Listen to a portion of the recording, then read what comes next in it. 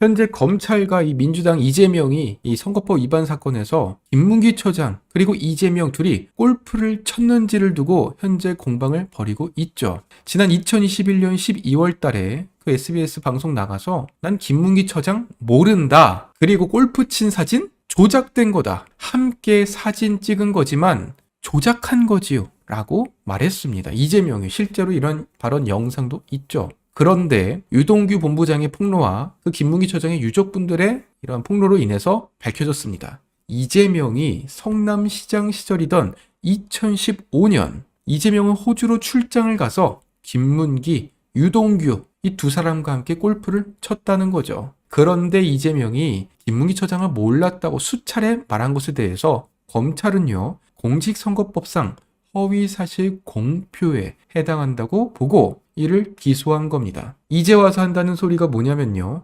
뭐라고요? 아, 그 사람이 김문기 처장이었구나. 아, 이분이 김문기 처장이었어요? 아, 제가 그거 알았으면 알았다고 했겠죠. 라는 지금 주장을 하고 있다는 겁니다. 웃기죠? 처음에는 김문기 몰랐으며 함께 골프 친 이 사진 조작된 사진이다 라고 말을 했는데 이제는 골프 친 사실이 드러나니까 골프를 쳤어요? 저는 그게 김문기 처장인지 몰랐습니다. 심지어 김문기 처장과 눈도 마주친 적이 없다라고 발언을 하고 있다는 겁니다. 사진 조작했다더니 모든 게 걸리니까 이제 본인 말을 또다시 바꾼 것이죠. 검찰이 이렇게 주장을 했습니다. 이재명은 김문기 처장과 사적으로 많은 시간이 소요되는 골프를 즐겼으며 특히 그 김문기 처장은 위례 신도시 사업의 담당 부서장으로서 이재명의 업무를 근처에서 보좌를 했고 특히 이를 공로를 인정받아서 표창장을 받는 등 기억에 남을 경험을 공유했다. 그러면서도 성남시의 팀장급 직원이 600명에 달하니 이재명 대표가 김문기 처장을 알 수 없었다는 변호인의 주장에 대해서 나머지 599명의 팀장을 기억하지 못할 수는 있어도 단 한 사람, 김문기 씨를 기억나지 않는다고는 절대로 말할 수 없다라고 이 재판에서 검찰이 주장했습니다. 맞는 말이에요. 성남시장이 부하 직원 모두를 알 필요는 없고 알 수도 없습니다. 그런데 그 김문기 처장은 다른 사람은 다 몰라도 김문기는 알아야 된다는 겁니다. 왜냐? 성남시장 이전부터 알았고 특히 위례 사업을 책임졌던 사람이고 심지어 너무 친한 나머지 유동규, 이재명, 김문기 셋이서 골프를 따로 쳤기 때문입니다.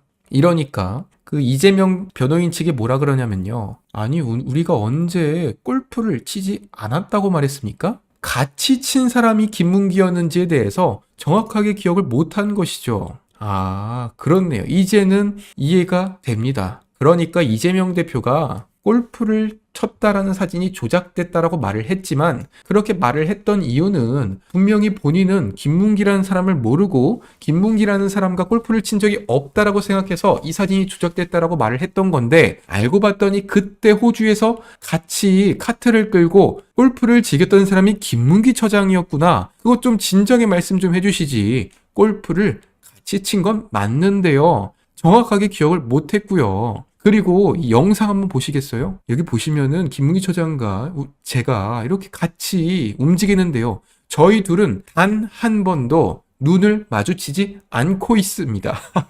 저희 둘은 눈을 마주치지 않았기 때문에 이를 토대로 우리 둘의 관계를 어떤지 여러분들은 아시겠죠? 그런데 그럼 골프를 셋이서 5시간 동안 치면서 서로 눈을 단 한 번도 마주치지 않았다면 그러면 서로 뭐 따로 친 건가요? 각자 친 거예요? 뭐 엉뚱한 공으로 서로 뭐 친 게 아니잖아요. 유동규 본부장이 그냥 바로 말해버렸습니다. 아, 웃기지 마라. 김문기 처장이 이재명 당신을 위해서 2인용 카트 몰았다. 특히 다른 사람도 아닌 김문기 팀장은 사실상 성남시청의 과장급으로 직원 중에 최고위직에 해당한다. 이재명 대표한테 직접 보고하던 사람이라는 겁니다. 당시 눈도 마주친 적이 없다는 주장에 대해서는 2인용 카트 2대를 빌려서 김문기 처장이 이재명을 보좌하기 위해 이렇게 카트를 직접 몰고 다녔는데 그런데 골프장에서 캐디가 없어서 이재명이 뻥 치면은 공 주워가지고 이재명한테 다시 갖다 줬다는 겁니다. 결국 유동규 본부장은요. 이재명의 가면이 벗겨질 것이다. 이러한 말을 했습니다. 거짓말을 하는 뻔뻔한 자. 그 가면이 벗겨지는 순간 이재명은 끝난다는 것입니다. 그러니까 이 김문기 처장과 이재명의 관계, 유동규와 이재명의 관계, 이러한 관계들이 서서히 다 드러나고 있다. 또 하나의 선거법 위반이 지금 걸렸는데요. 크게 두 가지입니다. 김문기 처장, 알았어? 몰랐어? 백현동, 용도 변경, 이거 박근혜 정부에서 강제로 시켰다고 하는데 맞아? 오늘 나온 이 단독 보도에 따르면은 이 2번도 지금 명백한 거짓말이라는 이런 문건이 발견되었습니다. 이재명이 말하길 분명히요. 그때 국정감사에 따르면은 백현동 이게 4단계 용도 상향을 해라고 박근혜 정부의 국토부가 협박을 해서 내가 마지못해서 용도 변경을 한 거예요 라고 말을 했었죠. 그런데 알고 봤더니 이재명이 성남시장 재직 시절에 그 백현동 개발 사업 관련해서 4단계 용도 상향을 성남시의 적극, 행정, 모범 사례로 방안을 보고 받았다는 사실이 문건으로 확인이 되었습니다. 분명히 이재명의 말에 따르면 우린 우파 정부의 협박을 받아서 용도 변경을 했다라고 주장을 했는데요. 그 당시에 보고서에 따르면은 용도 변경을 통해서 국가 균형 발전에 기여하는 명분과 효과가 명확함으로 적극적 행정 모범 사례로 내세울 수 있다. 이런 용도 변경을 통해서 R&D 센터와 주거지역 복합 개발을 통해서 공익결합형 민간 투자를 유치해야 한다라고 적시를 합니다. 즉 협박이라고 했는데 한편으로는 치적, 모범 사례라고 주장을 했다는 거예요. 그러면 박근혜 정부의 협박에 의해서 한 일을 모범 사례라고 했으면 이게 협박이라고 할 수 있겠냐? 앞뒤가 안 맞죠. 둘 중에 하나가 거짓말이라는 겁니다. 그런데 이 협박이라고 하는 주장에 대한 보고서 문건은 없고요. 이 모범 사례라고 하는 거에 대한 문건이 이번에 발견되었다는 겁니다. 따라서 이재명은 당시 국토부의 요청이 의무 상황이 아니었으며 이재명의 방침에 따라 4단계 용도 상향이 결정된 것이다. 이에 따라 이재명은 허위사실 공표 혐의로서 재판에 지금 넘겨진 겁니다. 그 박지원이라는 전 국정원장이 최근에 문재인을 만나고 왔대요. 그러면서 문재인의 말을 대신해서 전해줍니다. 문재인이 이렇게 말했다고 해요. 이재명 웬 대안도 없으면서. 그런데 이게 우리가 진위 여부를 파악할 수는 없지만요.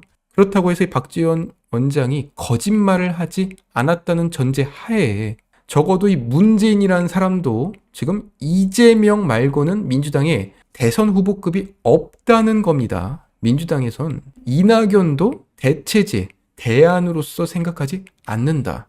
심지어 문재인도 이낙연이나 김경수나 이러한 사람들 대안으로 생각하지 않는다는 거예요. 최근에 김경수가 이런 친문 진영의 구심점으로 역할을 할 수 있지 않을까 이러한 보도도 났었는데 문재인 생각도 이재명밖에 없다? 결국에 이 최악의 길밖에 남지 않았다는 겁니다. 그래서 문재인이 말하길 이재명을 중심으로 민주당이 똘똘똘 뭉쳐서 민생과 경제를 해결하는 데 최선을 노력해 달라라는 메시지를 이렇게 냈다고 하는데요. 결국 이 박지원의 주장의 의도는 친문 진영에게도 문재인의 말에 따라서 이재명을 중심으로 뭉쳐라 라는 겁니다. 그렇지만 오히려 이를 뒤집어서 이재명 외의 또 다른 대안을 지금이라도 마련해야 되지 않을까가 제가 지금 드는 생각인데요. 오히려 이를 이재명이 유일한 답이다로 해석을 해서 이거를 또 자랑이라고 그 방송에 나가서 말을 하고 있습니다. 민주당 169석이면 뭐합니까? 한 명밖에 지금 당대표감이 없다고 하고 있는데요. 이번 일본 순방이 이제 마무리가 됐는데요. 이 중에서 2가지 가짜 뉴스에 대해서 결론이 났습니다. 첫 번째, 윤석열 대통령이 이번에 모든 걸 받아주는 바람에 일본에서 독도는 다케시마다 그리고 위안부 합의 여기에 대해서 윤석열 대통령이 모두 받아줬다. 그런데 이번에 이제 밝혀진 바에 따르면 독도의 디귿도 안 나왔다고 해요. 다케시마 발언 했다라고 알려진 그 기아라 부장관 디귿자도 안 나갔대요. 한일 간의 현안들을 빨리 정상화해서 진짜 협력으로 나가자라는 발언을 했지 독도 얘기는 전혀 일절 없었고 독도 영유권은 애초에 이슈 자체가 없었다고 합니다.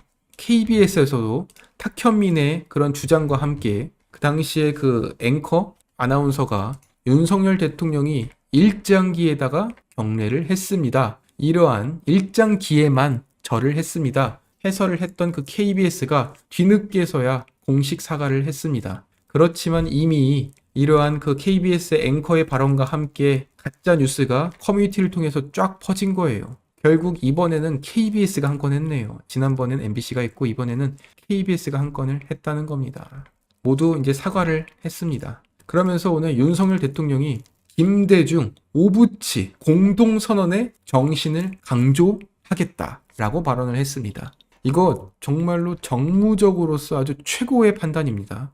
지금 민주당에서 윤석열 대통령이 자꾸 뭐 친일파적인 발언을 하고 있다, 친일파의 행동을 하고 있다라고 비판하고 있지 않습니까? 그러면 민주당은요, 약간 애매해진 겁니다. 너 왜 자꾸 엉뚱한 얘기해?가 되는 거예요.